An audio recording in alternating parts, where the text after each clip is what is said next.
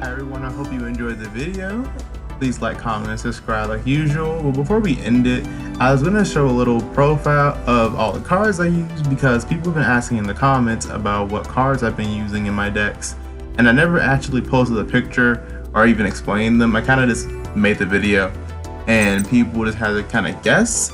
But now I decided at the end of the video I'm going to do a little deck profile miniature and explain some of the cards and show you how many cards I have and what they do and my thoughts on the deck and why I chose it in the first place.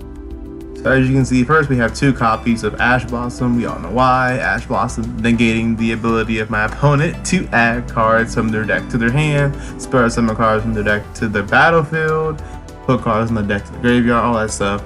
Being able to just negate everything and make it easier for me to win is why we have 2 copies of Ash Blossom. I would run 3, but right now it's limited because they don't update the game, so I have to only run 2 copies. Next we got Tempest, Dragon, Ruler of Storms. That way I can banish 2 win monsters from my graveyard or hand, so I can start summon this big monster on the field. And then we also have Luster Pendulum, the Draco Slayer. And the only reason why I have Draco Slayer, honestly, is because there are these 2 monsters in my extra deck, Fusion Monster and Single Monster, that are really strong. And I need this card in order to actually summon it. Now we got all the Majespecter cards, monsters at least. They all have the same effect where basically when they're normal or special summon, they do something special.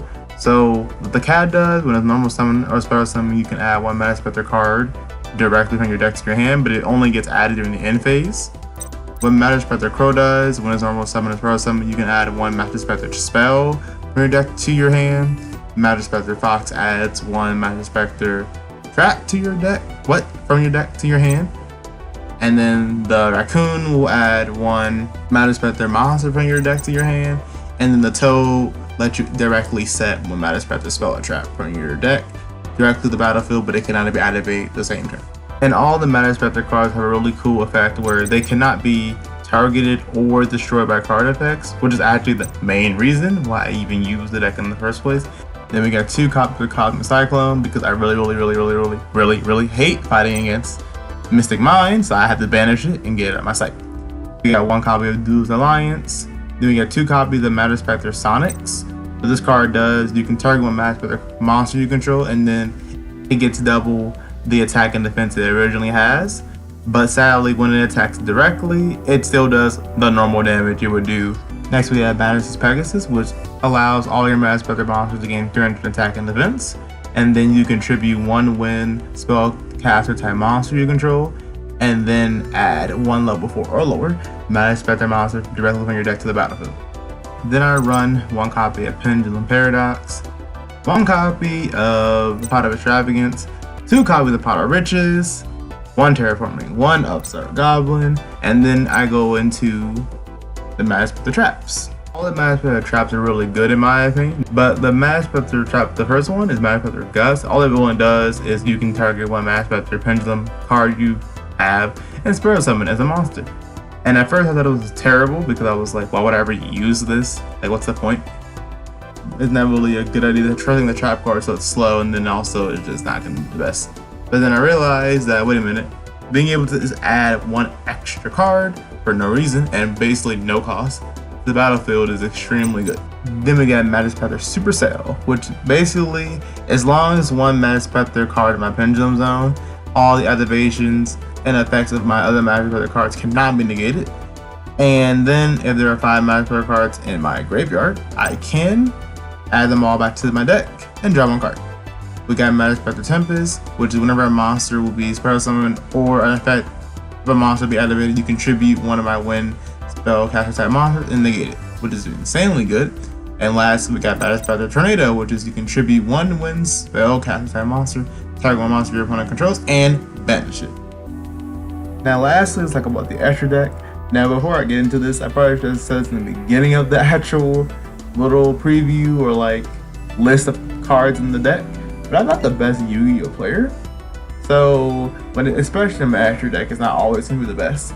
So the first card we have is Downstairs Power, the Mighty Draco Slayer. What this card does, instead of using, fusion cards to actually, or fusion spell to summon it, instead, what I do is you just tribute the cards. So I tribute the Draco Slayer, the 1 copy I have in my deck. and then one of my Majespecter cards, so I can put this card on the field. And what this card does is I can just re-special summon the Draco Slayer card from the top of my extra deck back into the battlefield, which then I can be used so I can actually synchro summon with one of my Majespecter cards I already control in order to make the synchro monster. Or if I want to, I can use it as synchro summon for the different synchro monster I have, which is Crystal Wing Synchro Dragon. What this card does, once per turn when your opponent activates a monster effect, you just negate it for some reason, and then this card gains attack equal to the original attack of the destroyed monster, because when you negate the activation, you also destroy the monster for some reason. And then this card attacks a level 5 or higher monster. During damage calculation only, this card gains attack equal to the current attack of that monster.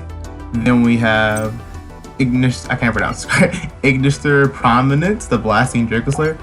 And what this card does, once per turn, you can target one of your Pendulum monster in the field or in the Pendulum zone and destroy it. And if you do, you can shuffle one card on the field back in the deck. And then you can special summon one Draco Slayer monster directly from your deck in the pin position. I rarely use that effect because normally the tuner monster, the tuner Draco Slayer, I already have it in the extra deck face up, so rarely do I re-summon it from the deck. But it's a pretty good effect still. Next, we have another card that I cannot pronounce. And what this card does is basically, it has two effects. The first effect is if there are 3 monsters in my graveyard, I can shuffle them all back into the deck and draw one card.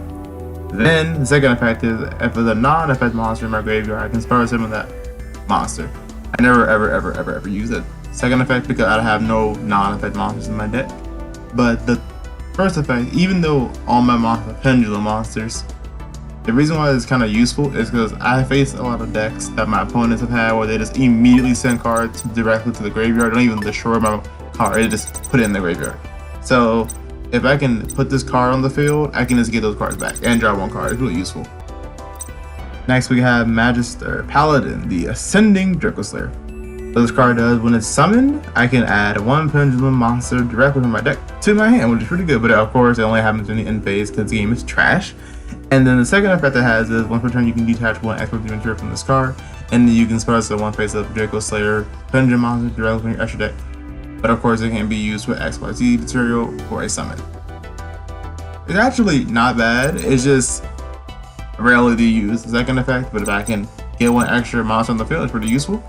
Next we have Tornado Dragon and Totem Bird. Basically these cards both do the same thing. Tornado Dragon is 2 level 4 monsters. What this card does, once per turn I can quick effect, detach one material from this card, and then target one spell trap card on the field and destroy it. Totem Bird on the other hand is 2 level 3 monsters. During either player's turn, when a spell trap card is activated, you can detach 2 active materials from this card, negate the activation, and destroy the card. And then this card loses 300 attack because it has no active materials.